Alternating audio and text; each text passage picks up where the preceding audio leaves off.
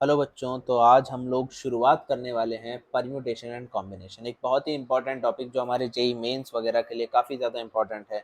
और ना सिर्फ मेंस वगैरह बल्कि क्लास 11th हो गए या फिर एनडीए ओलंपियाड या किसी भी टॉपिक, किसी भी वेरियस एग्जाम्स के लिए ये हमारा जो टॉपिक है जो हम शुरू करने वाले हैं, जिसका नाम है, जो मैं यहाँ लिखने वाला हूँ, वो है परम्यूटेशन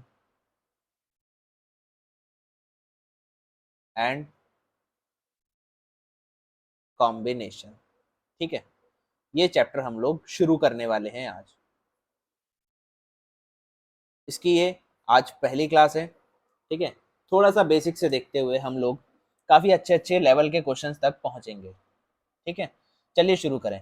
अच्छा, जो बेसिक चीज़ें हैं आप लोग इसके बारे में थोड़ा बहुत जानते हैं, ऐसा मैं मान के चलता हूँ। हालांकि चिंता ना करें, पूरा हम डिटेल में पढ़ेंगे, बट फिर भी देखो, पहली चीज़, जैसे आप जानते हैं हम लोग शुरू क्या करने वाले हैं, एक तो है परम्यूटेशन। सर, इस वर्ड का मतलब क्या होता है? पहले आपके मन में मन में ये प्रश्न उठना चाहिए कि सर ये होता क्या है, कॉम्बिनेशन, परम्यूटेशन, ये होता क्या है, हम क्यों पढ़ते हैं इसे, क्या है ये, मुझे बताइए थोड़ा। देखो, अगर मैं परम्यूटेशन की बात करूं, अगर मैं आपके सामने परम्यूटेशन की बात करूं, तो इसका साधारण सा आम आदमी की भाषा में जो मतलब है वो है अरेंजमेंट। सीधे सीधी बात है, क्या है? अरेंजमेंट, या फिर एक ऑर्डर भी आप कह सकते हो। और कॉम्बिनेशन का जो मतलब है वो है सिलेक्शन। अब आप बोलोगे सर कॉम्बिनेशन का मतलब तो ये है कि आपने अरेंज कर दिया, कॉम्बिनेशन बना दिया एक। मैंने कहा नहीं, यहाँ मतलब थोड़ा उल्टा हो जाता है। सिलेक्शन या फिर कलेक्शन,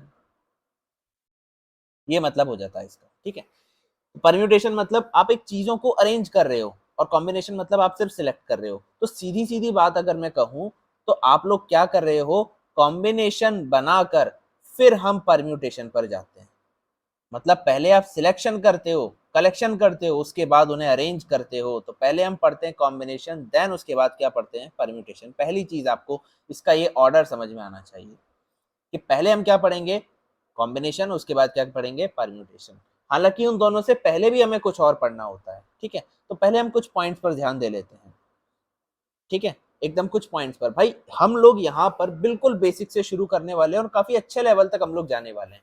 तो इसकी आप टेंशन ना लें, या इस चीज से आप परेशान ना हो कि सर हम सिर्फ क्वेश्चन ही करेंगे या क्या है, क्या क्या पैटर्न रहेगा। आप चिंता ना करें, आप बस अपने शॉर्ट नोट्स इस इन इस सीरीज के थ्रू बनाते रहें, और जिससे आपको ये बहुत ही ज्यादा हेल्पफुल रहने वाला है। ठीक है, जैसे मैं कहता हूँ, इस चैप्टर में इस चैप्टर में हम लोग क्या पढ़ेंगे।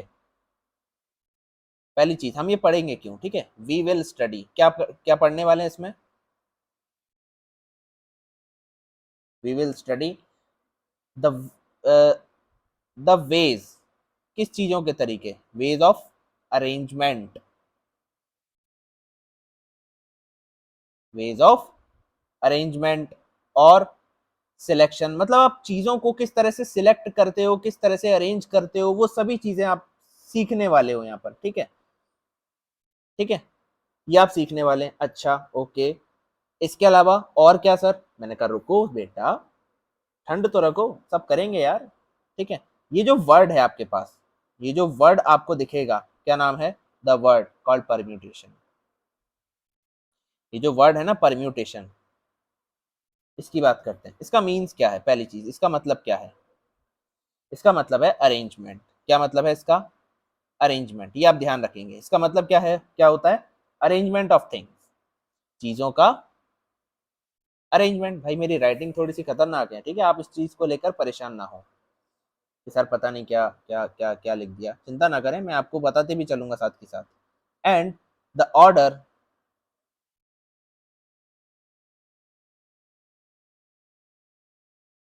in which of the of the things are to be put। मतलब चीजों को किस ऑर्डर में रखना है, ये बहुत ही ज्यादा, यहाँ बहुत ही ज्यादा जरूरी हो जाता है। ठीक है, इसमें तो इसका ये मतलब होता है, इज वेरी इंपॉर्टेंट, ये बहुत ज्यादा जरूरी हो जाता है यहाँ पर। इज वेरी इंपॉर्टेंट, और वेरी इंपॉर्टेंट को हम एक नया नाम देंगे, पता है क्या? आपने नाम सुना होगा बीएमआई, बीएमआई नाम सुना है, भयंकर मोस्ट इंपॉर्टेंट, देखेंगे। देखो फिर ऑप्शन सी पर आते हैं। सी देखिए, अच्छा हमने परम्यूटेशन के बारे में जाना। परम्यूटेशन क्या होता है? वही अरेंजमेंट। भाई क्या होता है? अरेंजमेंट, सिलेक्ट करके अरेंजमेंट। लेकिन कॉम्बिनेशन जो होता है वो परम्यूटेशन से पहले करते हैं हम लोग। तो कॉम्बिनेशन मीन्स, कॉम्बिनेशन जो मीन्स है इसका, ये सिंपली सीधी सीधी बात करें, सीधी आम बात आप लोगों की भाषा में, तो वो है कलेक्शन। कलेक्शन, ठीक है, सीधे हम इस चीज पर बात कर सकते हैं। अब देखो हमने क्या देखा, हमने पहली चीज तो ये देखी कि परम्यूटेशन और कॉम्बिनेशन कहते किसे हैं, क्या है क्या नहीं है। अब बात करेंगे, ये पॉइंट नंबर 1 था हमारा। अब पॉइंट नंबर 2 पर आते हैं। देखो पॉइंट नंबर 2 क्या कहता है। 2 ये कहता है कि हम लोग कुछ कंसेप्ट देखेंगे। तो आप लोग एक टॉपिक डालेंगे जो कि है कंसेप्ट नंबर 1। कंसेप्ट नंबर 1 क्या कहता है? देखो हमारे पास एक बहुत ही जरूरी काम आ जाता है, बहुत जरूरी टॉपिक, जो कॉम्बिनेशन से भी पहले जो हमें पढ़ना होता है, मतलब बिल्कुल बेसिक, वो होता है फंडामेंटल प्रिंसिपल ऑफ काउंटिंग। क्या है? फंडामेंटल, कुछ बेसिक सा फंडामेंटल होता है, कुछ घबराने वाली बात नहीं है। ठीक है, फंडामेंटल प्रिंसिपल ऑफ काउंटिंग। आपको आपकी एनसीईआरटी में या फिर आप किसी भी चीज की तैयारी करेंगे उसके लिए सबसे पहले आपको ये पढ़ना ही होगा, और ये आएगा तो आप ये मान लीजिए आपको कॉम्बिनेशन परम्यूटेशन में फिर घबराने की जरूरत पड़ेगी ही नहीं। तो सबसे पहला काम क्या है हमारा, हम फंडामेंटल, अच्छा फंडामेंटल है ये, फंडामेंटा नहीं है ना, फंडामेंटल प्रिंसिपल ऑफ काउंटिंग, ये देखते हैं जरा ये क्या कहता है। देखो सीधी सीधी बात करें, ये कहता क्या है कि इफ वन, ध्यान देना, इफ वन वर्क, कोई भी एक काम है, ठीक है, अगर कोई भी एक काम है, इसे can be done in M ways, कोई काम है उसको एम तरीकों से किया जा सकता है। कैसे? एम तरीकों से किया जा सकता है। And after finishing it, and after finishing it मतलब इसे खत्म करने के बाद,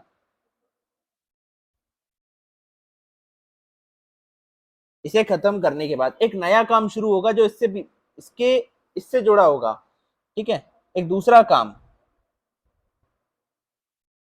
ठीक है, एक अनदर वर्क जिसे कैन बी डन, जिसे डन किया जा सकता है। कैसे? Can be done in N ways, जिसे एन तरीकों से किया जा सकता है। कैसे? एन तरीकों से किया जा सकता है। देन, तब अगर हमसे पूछा जाता है कि बोथ द वर्क, कि दोनों जो काम है, ठीक है, दोनों जो काम है कैन बी डन, तो उन्हें कर सकते हम कैसे? In M by N ways, ये इनटू है ना, कि एम इनटू एन वेज से हम इस काम को कर सकते हैं। अगर दोनों काम एक साथ की बात की जा रही है, पहले एम फिर एन, अगर दोनों एक साथ हो रहे हैं तो एम क्रॉस एन। ठीक है, लेकिन कब, लेकिन कब, क्या हर बार ऐसा होगा? मैंने कहा नहीं। देखो if they are, if they are done one after another, मतलब एक के बाद अगर कोई दूसरा हो रहा हो तब, मतलब पहला हुआ फिर उसके बाद दूसरा हुआ। जैसे सपोज, जैसे जैसे जैसे जैसे हम एक क्वेश्चन करते हैं, देखो एक क्वेश्चन के थ्रू देखते हैं। देखो सबसे अच्छा होता है किसी चीज को समझने का तरीका, वो क्या है? क्वेश्चन। जैसे हमसे पूछा गया find number of ways in which, find number of ways in which a person, क्या पूछा गया? A person can travel, can travel from,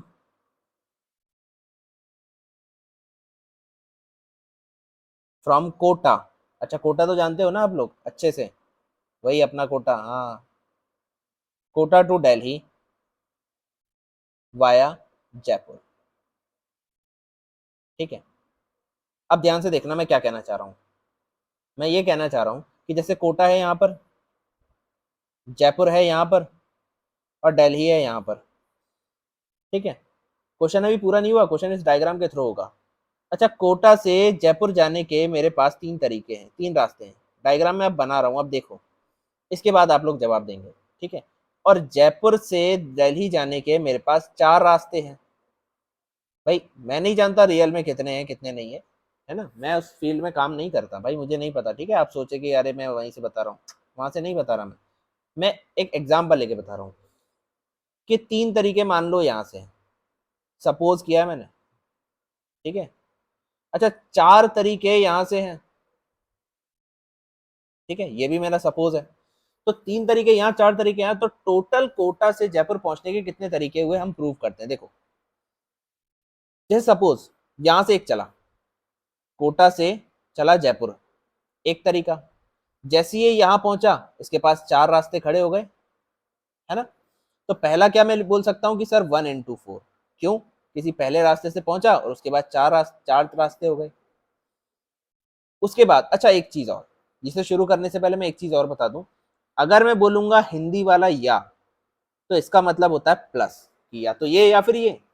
और अगर मैं बोलूं हिंदी वाला और, तो इसका मतलब क्या होता है, मल्टीप्लीकेशन। ये तो आप जानते ही होंगे, है ना, ये चीज ध्यान रखना। अब देखो मैं क्या बोल रहा हूँ, मेरे हर शब्द पे ध्यान देना। मैं कह रहा हूँ कोटा से जयपुर, और उसके बाद जयपुर से दिल्ली के 4 रास्ते हैं, या तो ये या फिर ये या फिर ये या फिर ये। ठीक है, तो 1 into 4। ठीक है, यहां हमने क्या लिखा, 1 into 4। या फिर तो या यानी कि या प्लस। दूसरा तरीका ये हो सकता है कि इस बार सेकंड रास्ते से जाए और उसके बाद ये 4 रास्ते।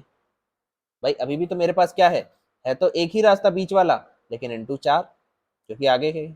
फिर उसके बाद फिर से तीसरे के लिए 1 into 4, यानी आप क्या बोल दोगे, 4 + 4 + 4, यानी कितने तरीके हो गए, 12। और सीधी सीधी बात करें तो कोटा से जयपुर के लिए कितने तरीके हुए, 3।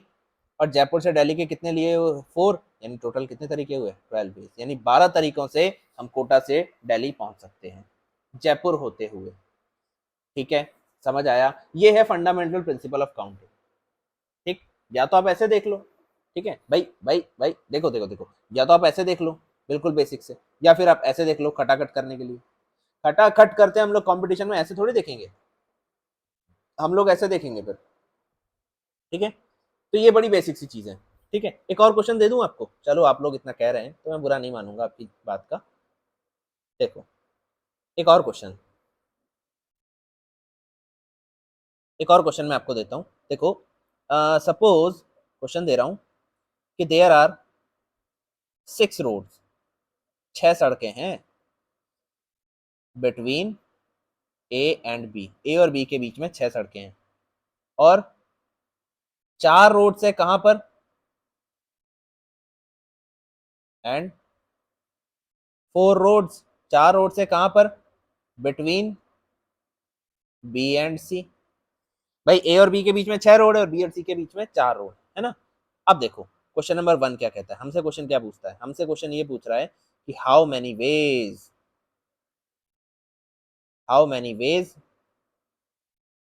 इन वन, वन मतलब कोई भी पर्सन, है ना, can drive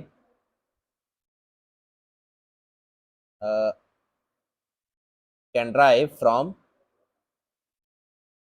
A to C via B. ठीक है, बी से होते हुए ए से सी पर पहुंचना है। अब देखो ध्यान से सॉल्यूशन देखना इसका। पहले मैं ये 2.5 किलो का ग्राम बना लूं, अरे भाई 2.5 ग्राम, 2.5 किलो का ग्राम, 2.5 ग्राम, समझ जाओ। ठीक है, ये 2.5 किलो का ग्राम मैंने बनाया। अब इसने क्या कहा कि ए से बी पर पहुंचने के मेरे पास कितने सड़कें हैं, 6 सड़क हैं, चलो बना लो। पहली सड़क ये रही, दूसरी ये रही, तीसरी ये रही, fourth one is, fifth one is this and sixth one is this. और उसके बाद बी से सी तक पहुंचने के लिए मेरे पास कितनी सड़कें हैं, तो दुकानदार ने कहा है कि मेरे पास 4 सड़कें हैं। कितनी है, 4। अच्छा, अब आप सोचो, फिर वही सॉल्यूशन पर आते हैं। अब देखो देखो देखो देखो, या तो मेरे पास ये तरीका है कि 1 फिर उसके बाद 4, है ना, 1 into 4 +1 into 4, फिर +1 into 4, फिर +1 into 4, फिर +1 into 4, 5 into 4, ऐसे चलता जाएगा। या तो आप ऐसे कर लो, या दूसरा तरीका क्या, यहाँ देखो कितनी सड़कें, 6, यहाँ कितनी सड़कें दूसरी, 4, कितनी हो गई, 24। बस इतना सा, ये है फंडामेंटल प्रिंसिपल ऑफ काउंटिंग। बोलिए समझ आया या नहीं। ठीक है, मुझे लगता है बिल्कुल आपको समझ आया होगा कि हम लोग क्या कहना चाह रहे हैं। अच्छा, ये तो क्वेश्चन नंबर 1 था भाई, इस क्वेश्चन में पार्ट 1 था इसका। अच्छा, पार्ट 2 भी तो हमारा इंतजार कर रहा है। तो पार्ट 2 ने हमारा इंतजार करते हुए क्या बोला कि इन हाउ मैनी वेज, अब ध्यान से देखना, इन हाउ मैनी वेज, कितने तरीकों से हम इस चैप्टर को पढ़ सकते हैं। कैसा लगा मेरा मजाक? 1 can drive from A to C. ठीक है, ध्यान देना, ए टू सी, और फिर उसके बाद आगे इसने ये भी कहा है एंड बी टू ए। आप देखो ध्यान से क्या कहना चाह रहा है, क्या कहना चाह रहा है सर, ये क्या कह रहा है। मैंने कहा रुको, देखो, पहले इसने कहा ए टू सी, फिर उसने कहा B to A, B to A ही कहा ना, हाँ बी टू ए, ठीक है। देखो, पहले हम पहुंचे ए टू सी, मतलब ओ ओ ओ, हाँ, पहले हम पहुंचे ए से सीधे सी पर, मतलब आप समझ गए, ए से सी पर मतलब ए से बी से सी पहुंचे। तो एक काम करो, इसके यहाँ है ना, इसको बी की जगह आप सी कर लीजिए, है ना, यहाँ आप सी कर लो कि सी टू ए। अब अब ठीक है, वही मैंने सोचा, सी पर पहुंचने के बाद फिर बी से कैसे निकलेगा। देखो ध्यान से, अब मैं क्या करूंगा, पहले ए से बी पहुंचा, फिर बी से सी पहुंचा, यानी ए से सी पहुंचने के लिए इसे कितने तरीके निकले थे, 24 निकले, जो कि आपको यहाँ दिखा। अब इसने कहा फिर से ये क्या कर रहा है, ये कर रहा है सी से बी और फिर बी से ए, मतलब इस बार आपको क्या मिलेगा, देखो 6 into 4 तो पहले, फिर उसके बाद दोबारा से रिटर्न हुआ तो उसके पास फिर 4 तरीके सी से बी के लिए, और बी से ए के लिए फिर उसके बाद 6 तरीके, यानी कितने हो गए, 576। भाई देखो ना, यहाँ 4 तरीके, फिर यहाँ से जाने के बाद इसके 6 तरीके। पहले हम 6 से 4 पे गए तो 6/4 मैंने लिखा, फिर मैं 4 से 6 यानी 4/6 लिखा, दोनों मल्टीप्लाई करने पे 24, 24 का स्क्वायर 576। बोलो, are you getting my point? I hope so. देखो, तो मैं क्या लिखूंगा यहाँ पर, 6 into 4 तो था ही, फिर उसके बाद 4 into 6 दूसरे के लिए, आंसर हो गया 576, and this is my answer. बोलो, समझ आया? बिल्कुल सर, समझ आया ही होगा। ठीक है, एक और क्वेश्चन कर दें? चलो, अब आप लोग इतना कह रहे हो इतने प्रेम से, तो मैं आपकी बातों को कैसे मना कर सकता हूँ, है ना। तो अगला है, in how many veg,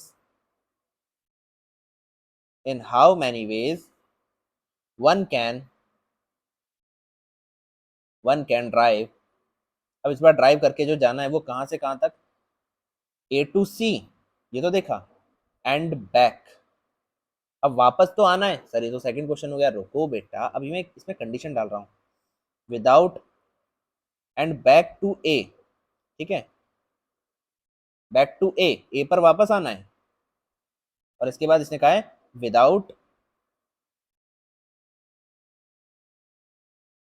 using the same road, मतलब सेम रोड का यूज करते हुए नहीं आना, किसी नए से आना है इस बार, किसी नए से आना है इस बार। तो देखो सॉल्यूशन देखना, सॉल्यूशन देखना, सॉल्यूशन जैसे आप जानते हो। देखो, फिर से हम डायग्राम पे चलते हैं। हमने क्या करा, ए से बी से सी, ये तो पहुंचे, लेकिन अच्छा, तो यानी कि 6 into 4 तो आना ही आना है सर, ये तो आना ही आना है कि ए से सी पर पहुंचने के लिए 24 तो चाहिए, है ना? लेकिन अब इसने कहा है कि जब आप वापस सी से बी जाओगे तो पुराने रास्ते यूज नहीं करोगे। अब सपोज करो, ऐसा तो है नहीं एक इंसान एक साथ 4 या 6 रास्तों पर चल रहा है, यहाँ से बी से निकला, पता चला यहाँ भी जा रहा है, यहाँ भी जा रहा है, यहाँ भी जा रहा है, यहाँ भी जा रहा है, ऐसा तो है नहीं। यानी कि बी से सी पहुंचने में इसने कम कोई एक रास्ता चूज किया होगा। अब उसी रास्ते पर इसे वापस नहीं जाना, वापस नहीं जाना मतलब अब यहाँ पर कितने रह गए, 3 रह गए वापस आने के समय, पर यहाँ पर जो 6 थे मेरे पास, इसमें से कितने रह गए, 5। भाई एक एक रास्ता कम हो गया ना, जिससे गया वापस नहीं आना उससे।